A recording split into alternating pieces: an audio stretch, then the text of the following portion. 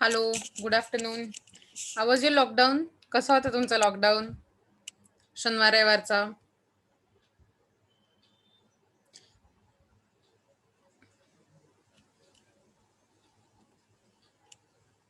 ऐकायला येतोय तुम्हाला माझा आवाज? हॅलो.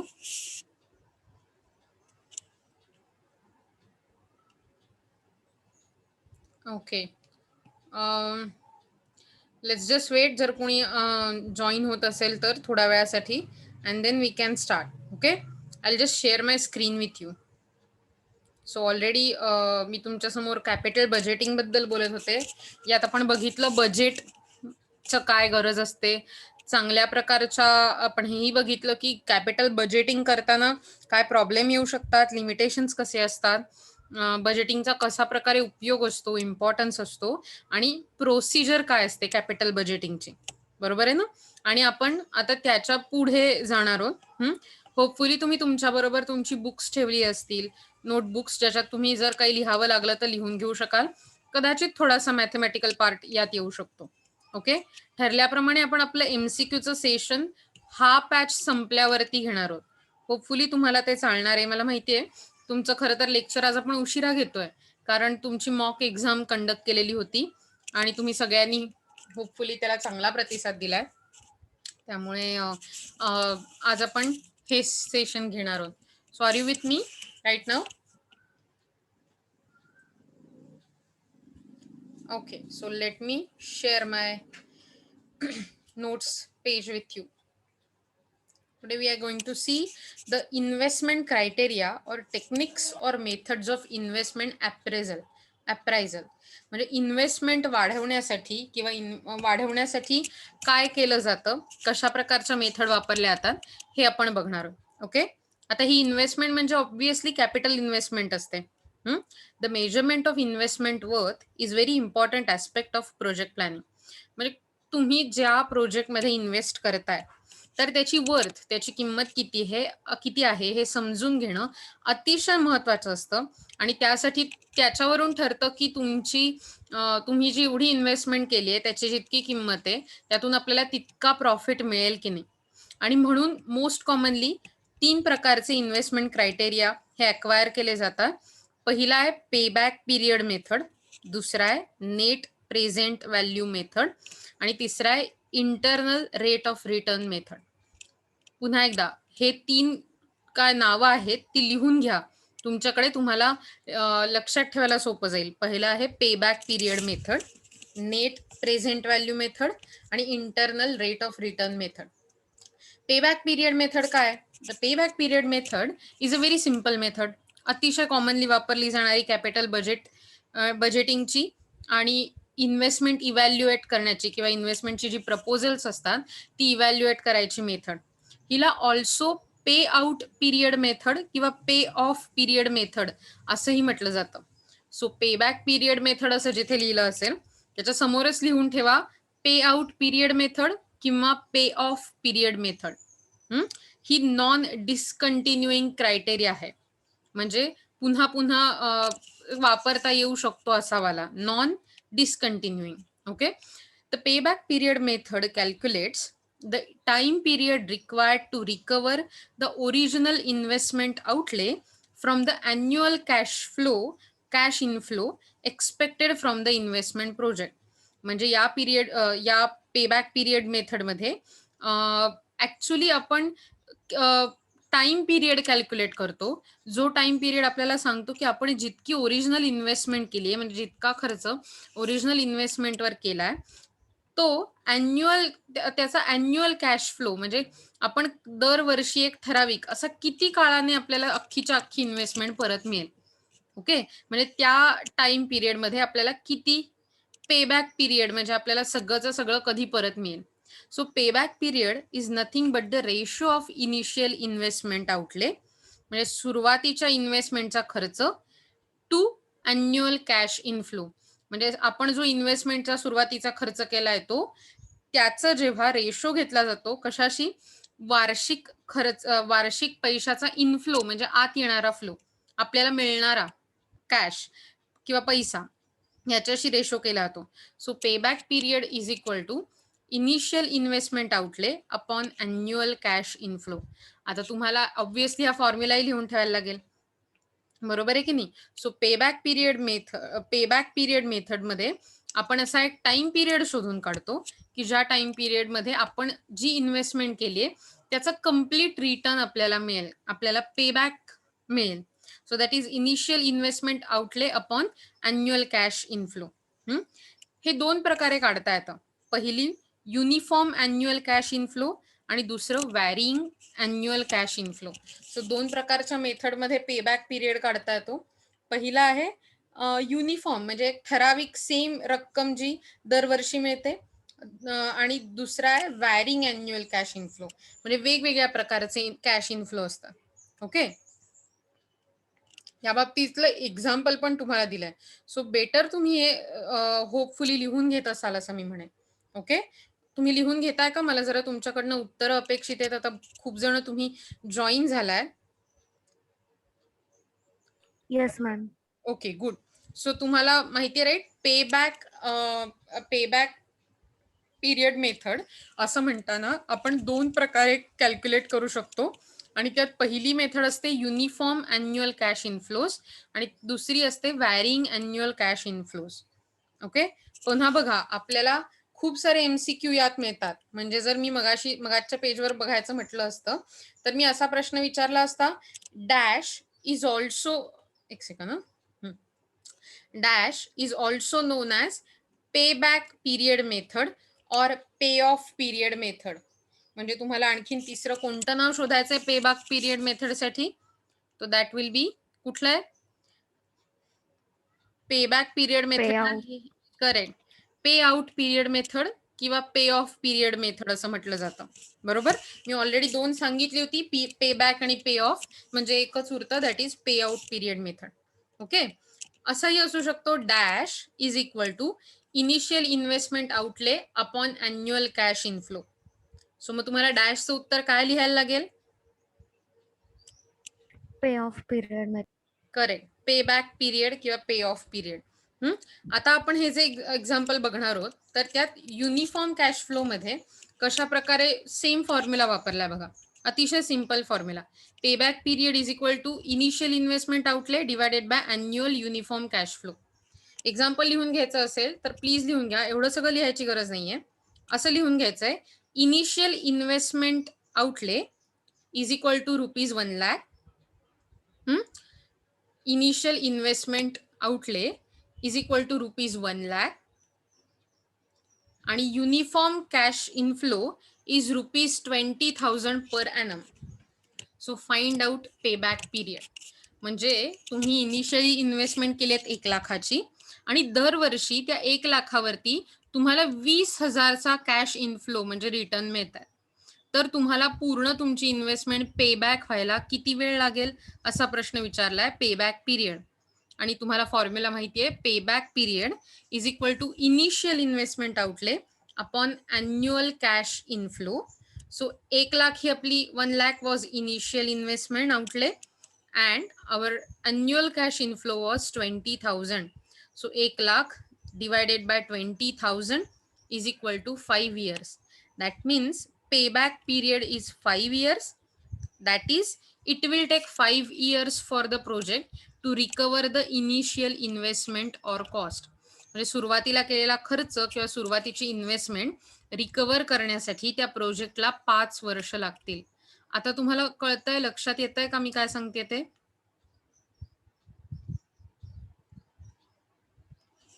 मला सांगा, ज्यांना हे लक्षात आलं नाहीये त्यांनी जरा हात वर करा बरं, म्हणजे मला लक्षात येईल, मला परत सांगता येईल. ज्यांना हे लक्षात आलं नाहीये त्यांनी.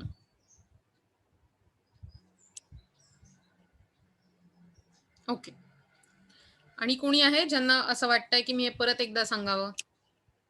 ठीक आहे, हरकत नाही, मी सांगते. नीट लक्ष देऊन ऐका, आणि ज्यांनी लिहून घेतलं नाहीये त्यांनी लिहून घ्यायला सुरुवात करा.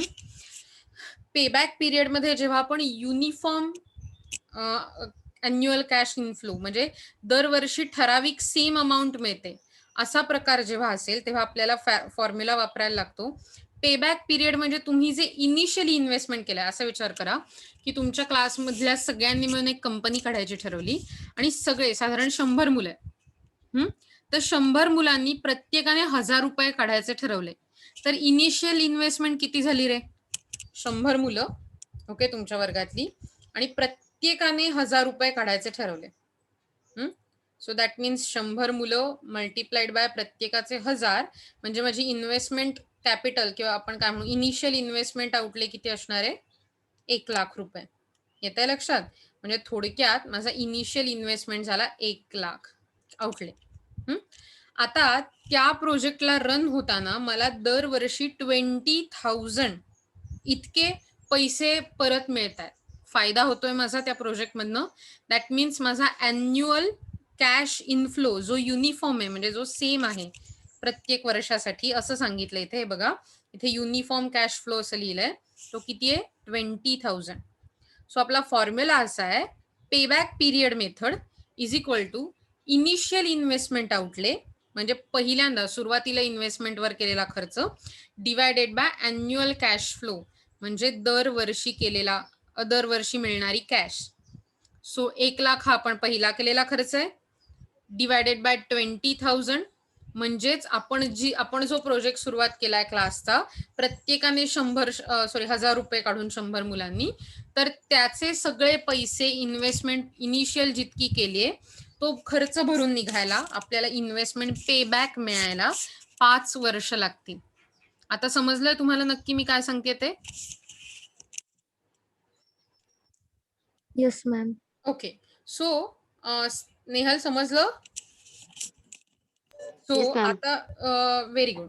सो आता मी तुम्हाला हे एक्झाम्पल बदलून देते. मगाशी जिथे इनिशियल इन्व्हेस्टमेंट 1,00,000 ची होती, आता ती असणार आहे 2,50,000. किती आहे इनिशियल इन्व्हेस्टमेंट सांगा मला? 2,50,000. आणि तुमचा जो युनिफॉर्म कॅश इनफ्लो आहे तो आहे let's say 50,000. Okay. So uniform 50 नका घेऊ, थांबा एक सेकंड. 2,50,000 होती, दॅट इज 2.5 lakh. ओके, ही तुमची इनिशियल इन्व्हेस्टमेंट होती. आणि तुमचा कॅश फ्लो जो होता तो 1,00,000 होता पर ॲनम, 1 वर्ष. युनिफॉर्म कॅश ॲन्युअल हा 1,00,000 आहे आणि तुमची इनिशियल इन्व्हेस्टमेंट आहे 2.5 lakh. तर मला सांगा पेबॅक पिरियड किती आहे?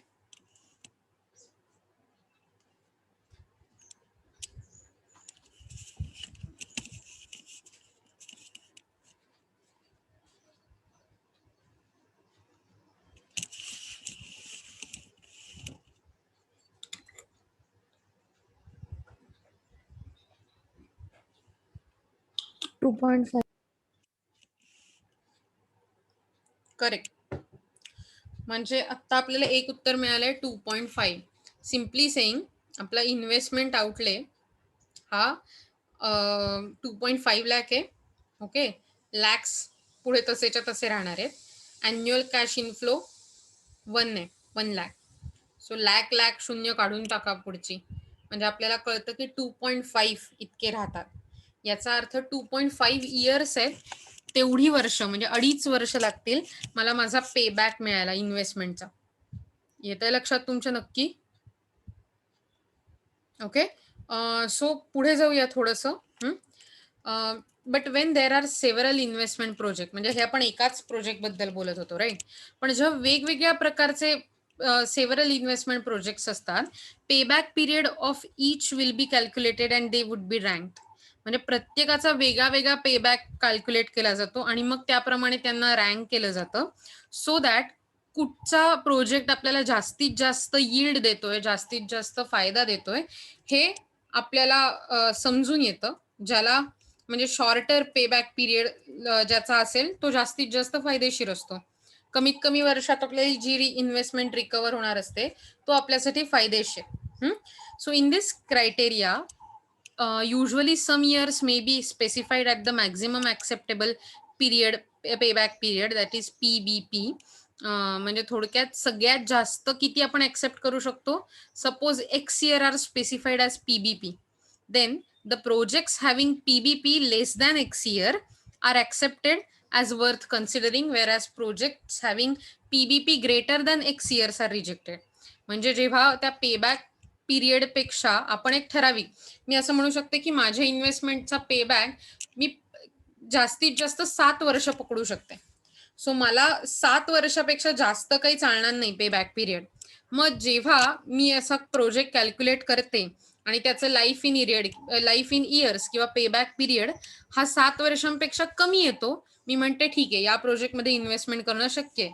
वेराज PBP greater than X years म्हणजे माझा पेबॅक पिरियड हा मोठा आहे 7 वर्षांपेक्षा, असं जर मला दिसलं तर मात्र मला त्या प्रोजेक्टमध्ये इन्व्हेस्टमेंट करता येणार नाही.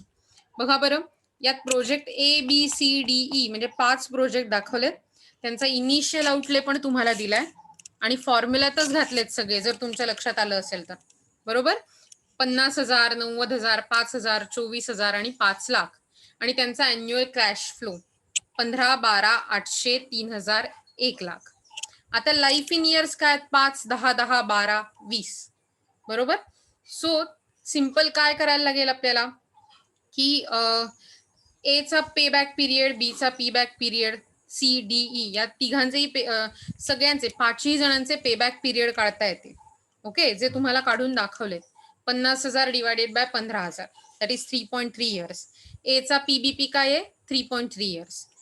नंतर बी चा PBP काय आहे, 90,000 अपॉन 12,000 दॅट इज 7.5 इयर्स. बरोबर. म्हणजे आपण असं म्हणू शकतो की आपल्याला पेबॅक पिरियड इथे कळले, त्याच्यावरनं आपल्याला रँक देता येईल. ज्याचा पेबॅक पिरियड छोटा त्याची रँक मोठी. मग सांगा मला, ABCDE मध्ये सगळ्यात कमी वर्ष कुणासाठी आहेत लागलेली? A. करेक्ट, ए. मग आपण ए ला पहिली रँक देणार. मग शोधा कुठला येतो, E. त्यामुळे प्रोजेक्ट E ला दुसरी रँक मिळेल. नंतर C म्हणजे थर्ड प्रोजेक्टला तिसरी रँक मिळेल. त्यानंतर प्रोजेक्ट कुठला आहे, बी. आणि त्याच्यानंतर प्रोजेक्ट D.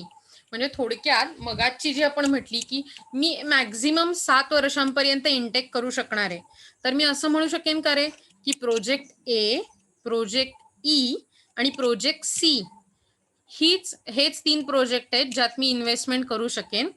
पण प्रोजेक्ट बी आणि डी मध्ये मात्र मी इन्व्हेस्टमेंट करू शकणार नाही, कारण माझा जो एक्सपेक्टेड PBP आहे तो याच्यापेक्षा मोठा, म्हणजे 7 वर्षांपेक्षा हा जो PBP दिसतोय मला बी आणि डी प्रोजेक्टसाठी तो मोठ्या वर्षांचा आहे. सो मी 7 वर्षांपर्यंत ऍक्सेप्ट करू शकते, म्हणजे ACE हे प्रोजेक्ट मी ऍक्सेप्ट करू शकेन, त्यात इन्व्हेस्ट करू शकेन. वेरॅज याच्यात जास्त येणारे मी ऍक्सेप्ट करू शकणार नाही ऍज पर द रँकिंग. तुमच्या लक्षात आलं हे नक्की? आपण सेम फॉर्म्युला वापरलाय, initial investment outlay divided by annual cash inflow. Okay. On the basis of payback criteria, project A is the most desirable because it has shorter payback period. म्हणजे ए हा सगळ्यात भारी आहे कारण त्याचा सगळ्यात छोटा पेबॅक पिरियड आहे.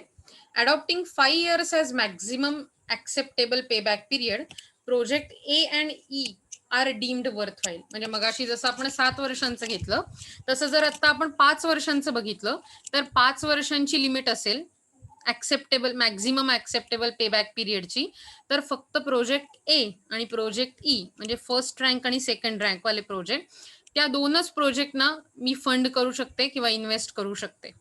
ओके. सो तुम्हाला युनिफॉर्म अॅन्युअल कॅश इनफ्लो कसं मेथड वापरतात ते लक्षात आलंय का?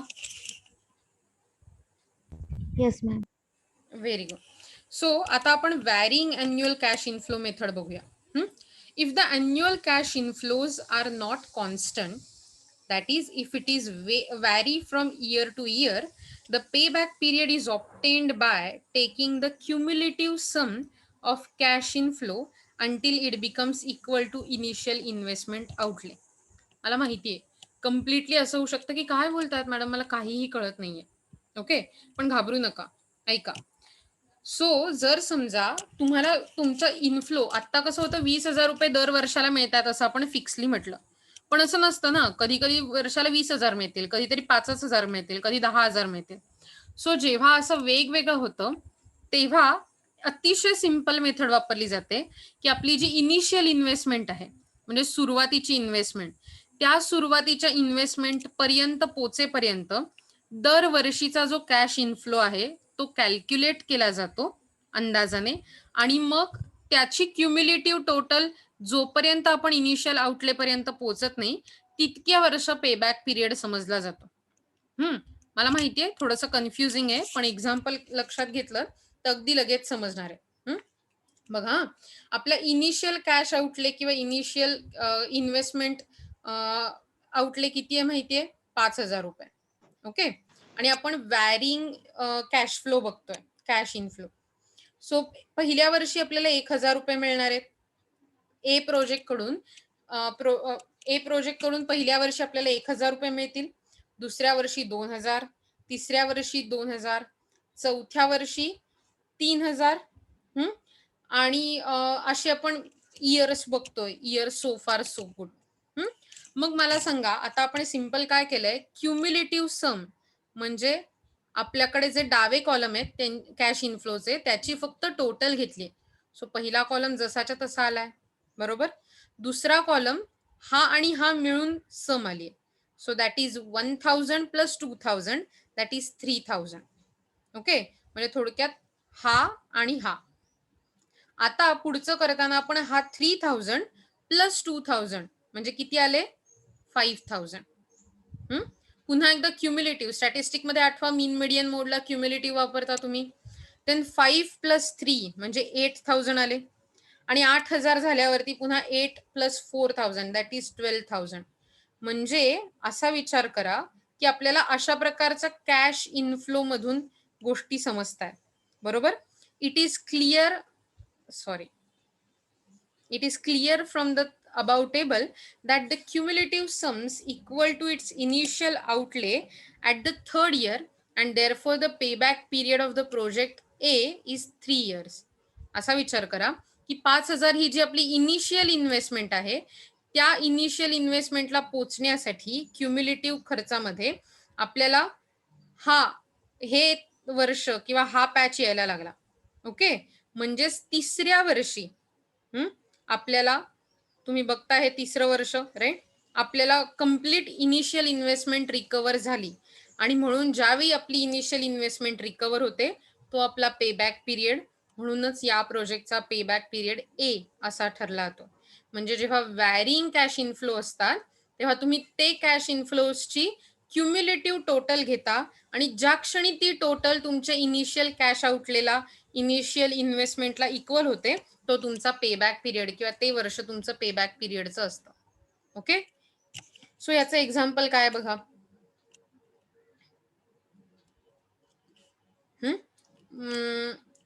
एक्झाम्पल मध्ये बघा, प्रोजेक्ट ए आणि बी असे दोन प्रोजेक्ट आहेत. ओके, पहिल्या प्रोजेक्टची ए प्रोजेक्टची दोघांकडे कॅश आउटले किती आहेत? 5 लाख. म्हणजे इनिशियल कॅश इन्व्हेस्टमेंट किती आहे त्यांची?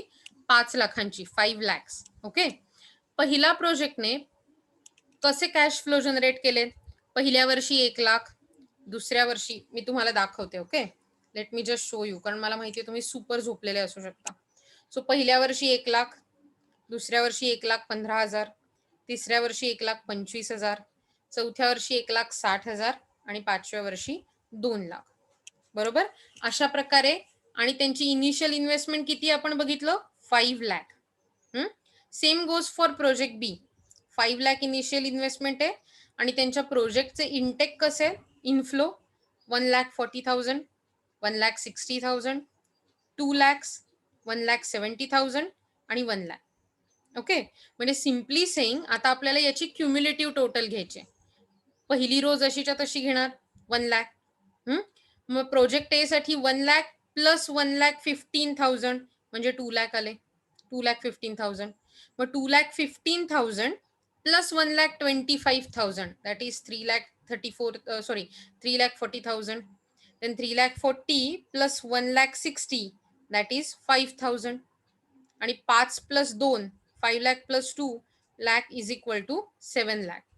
म्हणजे थोडक्यात आपली जी 5 लाखाची इन्व्हेस्टमेंट होती, इनिशियल इन्व्हेस्टमेंट, ती रिकव्हर आपल्याला इथे होताना दिसतीये. बरोबर?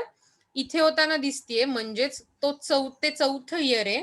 म्हणून प्रोजेक्ट ए साठी पेबॅक पिरियड बघा इथे लिहिलंय. Project A takes 4 years. So 4 years हा त्याचा पेबॅक पिरियड आहे. व्हेरॅज आता प्रोजेक्ट बी मध्ये बघूया. 1,40,000 plus 1,60,000 is 3 lakh plus 2 lakh that is 5 lakh plus 1,70,000 that is 6,70,000 plus 1 lakh that is 7,70,000. म्हणजे इथे जर बघितलं तर हा जो 5 लाखचा जो पॅच आहे तो तिसऱ्याच वर्षात झालाय. हा इकडे बघा, म्हणजे हे तिसरं वर्ष मी तुम्हाला तिकडे कनेक्ट करते त्या प्रोजेक्ट बी ला. म्हणजे प्रोजेक्ट बी साठी पेबॅक पिरियड आहे 3 इयर्स, वेरॅज प्रोजेक्ट ए साठी पेबॅक पिरियड आहे 4 इयर्स.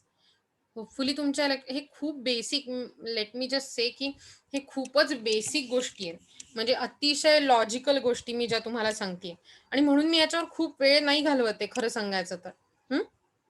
म्हणजे आपण असं म्हणू शकतो की on the basis of PBP criteria, म्हणजे पेबॅक पिरियडच्या क्रायटेरियावर प्रोजेक्ट बी आपल्याला 3च वर्षात सगळी इन्व्हेस्टमेंट परत करेल, वेरॅज प्रोजेक्ट ए आपल्याला 4 वर्षात सगळी इन्व्हेस्टमेंट परत करेल. म्हणून आपण प्रोजेक्ट बी चूज केला पाहिजे कुठल्याही डेव्हलपमेंट प्रोजेक्टसाठी, बिझनेससाठी. येतं लक्षात? ही मेथड अतिशय सिंपल आणि इझी टू कॅल्क्युलेट आहे, असं त्याचं मेरिट आहे. रिअलिस्टिक आहे, सेफ आहे, आणि कंपॅरिझन पण करता येतं इतर प्रोजेक्ट बरोबर, इतर मेथड्स बरोबर. हा लिक्विडिटीचा प्रॉब्लेम जो असतो तो ईज करायला, कमी करायला मदत करतं. आणि असा विचार करा की लेस रिस्की जे प्रोजेक्ट असतात, जे जास्तीत जास्त रेट ऑफ रिटर्न देऊ शकतात, अशा गोष्टींसाठी आणि ज्याचा हाय जेस्टेशन पिरियड आहे असे प्रोजेक्ट वगळले जातात, वेरॅज जे कमी रिस्की आणि पटकन रिटर्न देणारे प्रोजेक्ट आहेत ते चूज करणं या मेथडमुळे शक्य होतं. So simple, easy, safe, realistic, pertaining to more liquidity, that means easing the problem of liquidity, and also it is in favor of non risky and higher returns giving project, whereas it would avoid high gestation period. Also या method मध्ये gross earning overall जे असतं project मधून मिळणारं ते consider केलं जातं आपोआप, त्यामुळे कॅपिटल मधून वेस्टेज जे होतं ते आपण म्हणजे काय म्हणू त्याला, अवॉइड करू शकतो. ओके, पण ऑब्व्हियसली या मेथडचे काही प्रॉब्लेम पण आहेत. यात प्रॉफिटेबिलिटी कन्सिडर केलेली नाही, कॅश फ्लो चेंज कसा होऊ शकतो हे इग्नोर केलेलं आहे. यात पैशाची वाढणारी व्हॅल्यू ही लक्षात घेतलेली नाही. It has disregarded the value of the time value of money. Okay, it simply adds up the annuities without appropriate discounting. This means there is a violation of basic rule of financial analysis. So annuities ज्या calculate केल्या जातात त्या फक्त adding करून घेतात, त्यात discounting हे लक्षात घेतलं जात नाही. It over emphasises on liquidity, म्हणजे जास्तीत जास्त त्या प्रोजेक्ट मधून मिळणाऱ्या कॅश फ्लोवर भर दिला जातो, पण इतर जी फर्मचे ऑब्जेक्टिव्ह असतात जसं की सेल वाढला पाहिजे या गोष्टींकडे लक्ष दिलं जात नाही. Also this method does not pay attention to cash inflows after the payback period, म्हणजे कदाचित पेबॅक पिरियड 2 वर्षांनी पण होईल, पण त्यानंतर कॅश फ्लो अगदी कमी झाले तर याच्याकडे लक्ष दिलं जात नाही. 2 वर्षात कॅश पेबॅक पिरियड मिळत असेल, दॅट मीन्स तो प्रोजेक्ट चांगला असं समजून तो प्रोजेक्ट हायर केला जातो. सो असा विचार करा की या मेथडचे पण काही काही ड्रॉबॅक्स आहेत. But despite these drawbacks we can say हा खूप जास्त प्रमाणावर प्रॅक्टिकली वापरली जाणारी मेथड किंवा क्रायटेरिया आहे पीबीपी क्रायटेरिया ही, आणि it is most suitable criteria when the firm is in urgent need of cash and wants immediate liquidity. It is quasi break even point analysis, म्हणजे अतिशय योग्य प्रकारे आपण अशा पॉइंटला पोहोचतो की जिथे प्रॉफिट नाही होते पण लॉसही नाही होते कंपनीसाठी. ओके, या प्रकारच्या पेबॅक पिरियड हे समवॉट इंटरनल रेट ऑफ रिटर्नशी काय म्हणून समान असतात, रेसिप्रोकल असतात. आणि लॉंग ड्युरेशन च्या कॉन्स्टंट अन्युइटी देणाऱ्या इन्व्हेस्टमेंट ज्या असतात त्यांच्यासाठी खूप चांगले ठरू शकतात. आणि ह्या प्रकारचे जे प्रोजेक्ट असतात ते भरपूर प्रकारच्या रिस्क आणि अनसर्टन्टी ज्या असतात त्या अवॉइड करायला मदत करतात. सो मला सुपर माहिती आहे की तुम्ही खूप बोर झालात, कारण I can see that the boreness in on your faces. Okay, पण मला सांगा ऍटलीस्ट जे बघितलं ते तुमच्या लक्षात आलंय का? Okay, yes ma'am. Yes, ma'am. लक्षात ठेवा की आपण हे बघायचा प्रयत्न केला Yes. की जर समजा एखाद्या प्रोजेक्टचं म्हणजे कशा प्रकारे एखादा प्रोजेक्ट निवडला जावा याची पहिली मेथड बघितली, that is pay back period method. Okay, या 2 प्रकारे आपण बघितलं. युनिफॉर्म कॅश फ्लो म्हणजे दरवर्षी सेम कॅश मिळत असेल तर, किंवा वॅरिंग कॅश फ्लो जर असतील तर, कॅश इनफ्लो म्हणजे दरवर्षी वेगवेगळ्या प्रकारचे कॅश इनफ्लो असतील तर. आपला बेसिक फॉर्म्युला सेमच होता, initial investment outlay divided by cash inflow. बरोबर. पुढच्या वर्षी म्हणजे पुढच्या वेळी जेव्हा आपल्याला वॅरिंग वालं कॅश इनफ्लो होता, आपण जस्ट क्युम्युलेटिव्ह ऍडिशन बघितल्या आणि ती ऍडिशन बघितल्यावर आपल्याला असं लक्षात आलं की ज्या ऍडिशनच्या वेळी आपल्याला आपली इनिशियल इन्व्हेस्टमेंट रिकव्हर झाली, लाईक तिसऱ्या वर्षी 5 लाख रिकव्हर झाले की चौथ्या वर्षी 5 लाख रिकव्हर झाले, सो ते वर्ष हे आपलं ओव्हरऑल आपण असं म्हणू शकतो की आपलं पेबॅक पिरियडचं इयर आहे. मग ज्या प्रोजेक्टसाठी पेबॅक पिरियडचं इयर छोटं, तो प्रोजेक्ट आपण ऍक्सेप्ट करणार, that would be our project. अर्थातच याचे मेरिट्स बघितले, डिमेरिट्स किंवा डिसएडव्हान्टेजेस पण बघितले. आता मला तुम्हाला एक अतिशय इसेन्शियल प्रश्न विचारायचा आहे. मला माहितीये मला तुमचं MCQचं सेशन घ्यायचंय, पण आपण ज्या वेळेवर हे सुरुवात करतोय मला वाटतंय की तुम्ही खूप सारे झोपाळले असणार आहात. Are you sleeping beauties right now? Yes, No, ma'am. ma'am. Yes, ma'am. let's say very honestly that you are, and even I am a bit. So आज आपण MCQचं सेशन न घेता उद्याला MCQचं सेशन घेऊया. उद्याला मे बी आपण असं करू शकतो की परफेक्ट कॉम्पिटिशन थोडा वेळ, MCQचं सेशन, आणि आजचा जो आपण पॅच शिकला त्याचे थोडेसे क्वेश्चन. तुमच्या लक्षात येतं आज आपण काय काय शिकलोय ते? मी तुम्हाला पुन्हा एकदा शेअर करून दाखवते आपण काय शिकलो या धड्यातला आजपर्यंत. ते असे क्वेश्चन आपण MCQचे तयार करूया. चालणार आहे का तुम्हाला? बघा, तुम्ही सांगा मला. मी तुम्हाला ही जी पाठवली आहे नोट्स, जर पाठवली नसेल तर मी पाठवते लगेचच. आपण हा जो 6th लेसन बघतोय कॅपिटल बजेटिंगचा, तर कॅपिटल बजेटिंगचं पहिली गोष्ट बेसिक ज्याला आपण म्हणतो introduction, definition, advantages, disadvantages, that is difficulties आणि प्रॉब्लेम्स. त्याच्यानंतर आपण हे बघितलं की कशा प्रकारे कॅपिटल बजेटिंगची प्रोसेस असते, आणि त्यानंतर इन्व्हेस्टमेंट क्रायटेरिया मधली पहिली method, that is payback period method, ही बघितली आपण. तर त्याबद्दलचे MCQज आपण बघूया. Is this okay for you? उद्याला आपण पुढच्या 2 मेथड बघू शकतो. चालणार आहे का तुम्हाला? Yes, ma'am. सिक्स चैप्टर के स्टार्ट से लेके अभी तक हुआ है वहां तक ना मैम? हाँ, त्यापर्यंत म्हणजे 6 चैप्टर जहां तक हमने कंप्लीट किया है, that is payback period method तक, उसके MCQ, और मैंने आपको फर्स्ट चैप्टर के परफेक्ट कंपटीशन के MCQज निकालने के लिए बोले थे, तो वो हम कल सेपरेट सेशन में लेंगे, और इसके आगे वाला जो लेसन है वो कल देखते हैं. Okay, is that okay for you? Yes, ma'am. Okay, so let's not just pull it out की करायचंच आहे म्हणून नको करूया. आज इथेच थांबूया. तुम्हाला जर यातलं काही अडत असेल प्लीज मला उद्या विचारा, आणि तुमची अटेंडन्स ही व्हिडिओ जेव्हा अपलोड होईल तेव्हा तिकडे लावा. ओके, चालेल? त्या कॉमेंट्स मध्ये. तोपर्यंत bye, have a nice day ahead. उद्या आपण भेटूया. बाय.